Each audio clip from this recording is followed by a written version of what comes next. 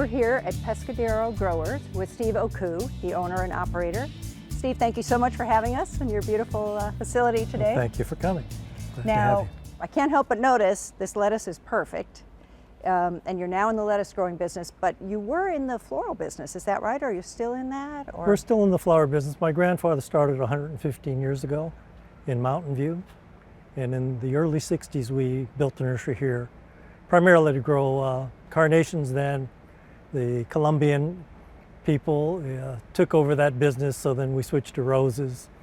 10, 15 years later, they took over that market. The world kept getting smaller and smaller, so then we decided we needed to change crops. We needed to go to something where local's important.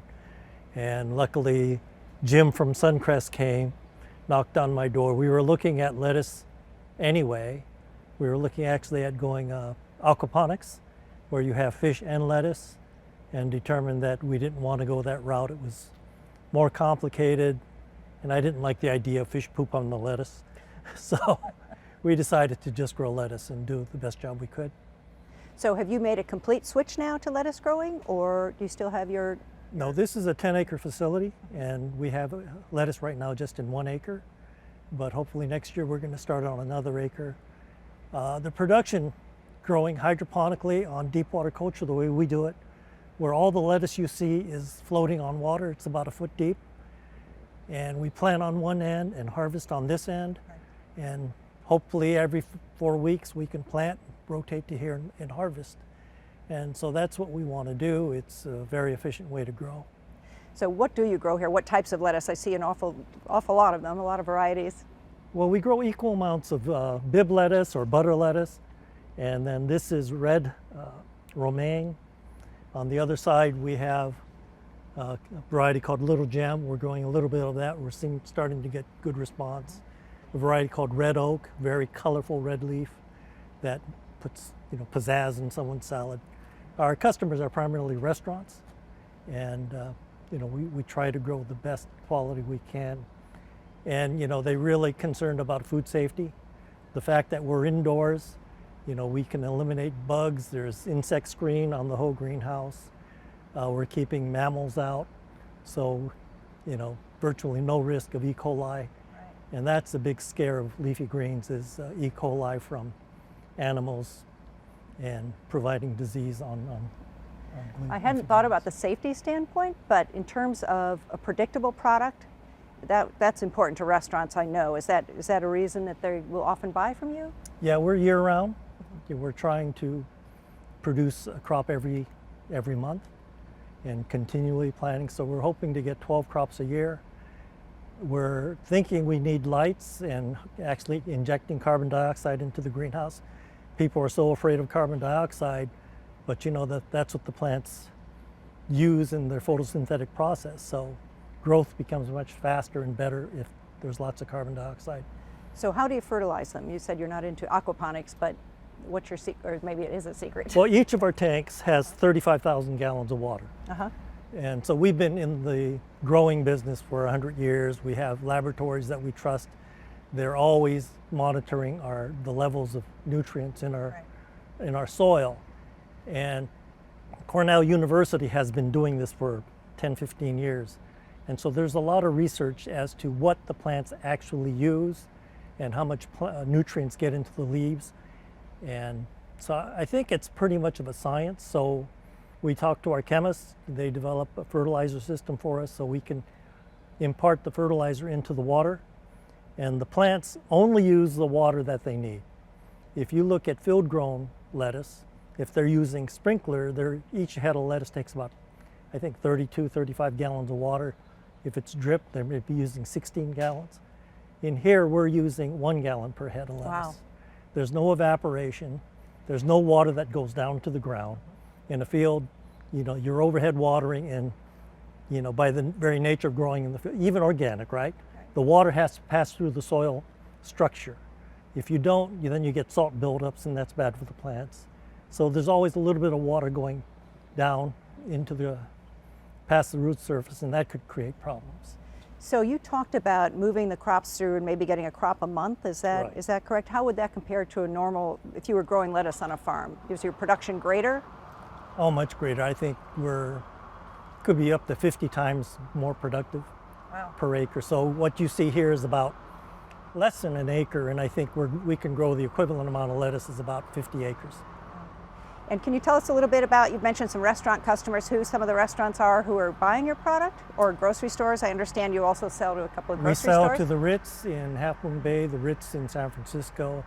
In fact, about a week and a half ago, they came 2 days in a row bringing chefs, and they were just really amazed and offered for us to go to the Ritz, and they'd give us a free dish here and there, which was kind of gratifying. But we sell to Madeira at Sand Hill. It's a Michelin star restaurant. They love our product. Tender Greens, we're starting to sell them. We have about 100 high-end restaurants. Wow. That we sell to, and we want to grow. Pretty much everything we grow right now is sold, and so this is only a portion. We're going to be doubling the size of this facility, Wow. hopefully next year, and it's going well. So in terms of getting to all these restaurants, you are not doing that yourself, right? Is that, I believe, was it Suncrest that set you my up? good friend Jim happened to knock on my door when we were saying, oh man, we got to find, we're a 100-year-old company and we're dying growing flowers. It's very difficult. And serendipitously, he knocks on my door looking for another nursery. I said, well, what do you want? And we started talking about lettuce, and we were interested in lettuce. And he said he had this system. It was basically a turnkey system. So we didn't figure this out. Suncrest figured it out. And it's a very good system. There's pumps just outside the greenhouse that recirculate the water. The water's filtered. It goes through a UV light system, so it's disinfected. They gave us the initial fertilizer recipe, but we've been growing a long time. Of course, you know your business. We tweak it a little bit, but the relationship we have with them is they've held our hands through the process of setting the system up, and they also do our marketing. I see. And so it's really a great system. I like the idea of that we're local. Right. And I like the idea that Suncrest can take this blueprint and go to other growers in the flower business, friends of mine, who are having struggling, and go to, Utah and in different cities and set up an operation just Right. like this. So they handle the distribution for you as well, so you Correct. just have to worry about the growing. Okay. I'm not a marketer, Well, you know what you're doing. Are we able to take a closer look at some of the things you're doing here? Maybe some of the rafts or? Sure. James, you want to flip open a raft so they can see the root system? What we're looking for is nice long roots, white, no hint of brown, very healthy. That means the plant's healthy. Wow, that's amazing. I had no idea they would, So when they're sent, this is a naive question, when you send those to the restaurants, you take the roots off before they're packed, or Suncrest does, right? Correct. No, Okay. we do all that. We do the packaging. Right. Okay. But we cut the roots off. There are some hydroponic growers that leave the roots on and call it living lettuce. Right. But we feel that, we've done experiments. And leaving the roots on, it's a bit dirty. And we've done, keeping quality, there's no difference. In fact, the lettuce roots want to live too. And so, when you eat lettuce, you want the nutrients that are in the leaves. You don't want them being sucked down to keep the roots alive. So we feel that since the top part lives just as long if you cut it all off, especially if the humidity's right. And it's a lot easier for the restaurants. Right. Okay. And this is your son James, right? This is James. James Oku, and fourth generation, right? Mm-hmm. Fourth generation from the growers. What else do you think viewers might want to see here? Well, you could see the nursery. You could see how we start from seed. Now, James, you've learned probably everything you know from your dad. Now we're hoping you'll educate us a little bit about what we're seeing here in this part of the greenhouse. So here, this is an ebb and flow table. This is where we raise the seedlings. It's a high-dense planting area. They will stay on this table for about 2 weeks until they reach maturity. And once they reach maturity, then we'll transplant them into the large ponds that you see over there. This is a really big way to save space, and we can monitor very closely all the plants. We want to make sure it's really uniform, and that if there is any uniformity, it won't reach the pond. I see. And So you pull some out. In other words, you see a couple that you don't think are perfect and their history. I see. And now, are you able to show us some of the seeding area as well, or no? yes, we'll look at that in a Okay, second. sure. So the way these are all watered is once the plants are in here, this table will flood, and it's all timed, and depending on the time of year, we change how long it will flood. And the holes in the bottoms of all these trays will allow the water to wick up through the soil to water the plants. And that way we don't get any water on the top of the plant, and it's much safer, and you don't have to worry about disease and fungus growing as much Right. on your plants. Now, obviously, you grew up with farming or the nursery world. What's your earliest memory of getting involved in it, or what you did, how you helped your dad?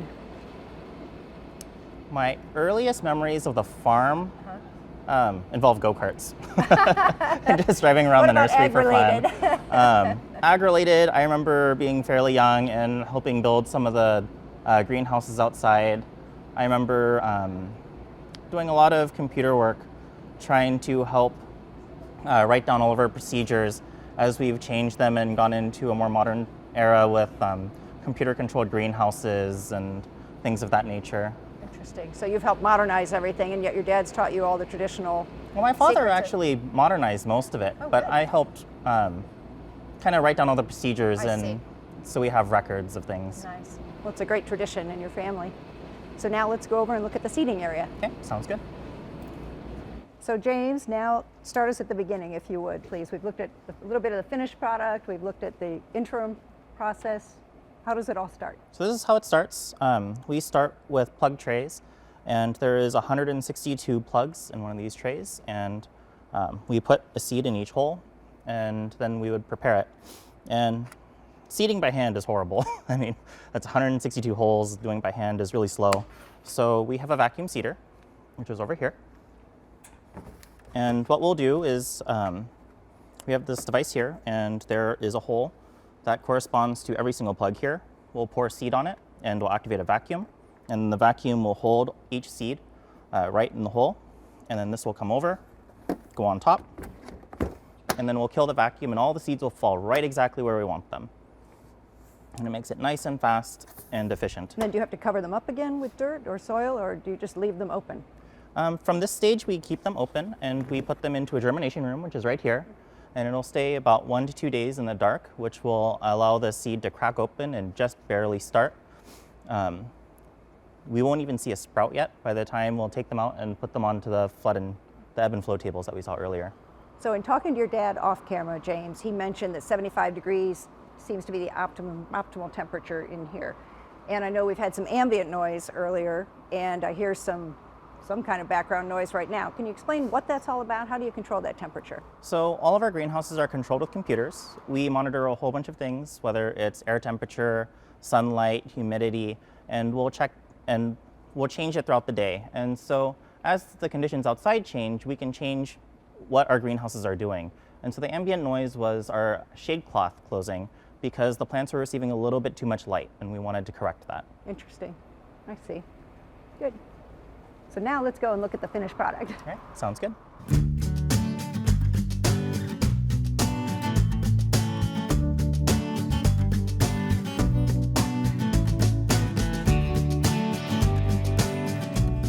Here we go. I see a whole carton of beautiful fresh Bibb lettuce headed out. Is this how all of your shipments go out, or how does that work? This shipment is only for grocery stores, for end consumers. The majority of our lettuce goes to restaurants in bulk bags. And so instead of having only 12 heads in a case, they'll get 24.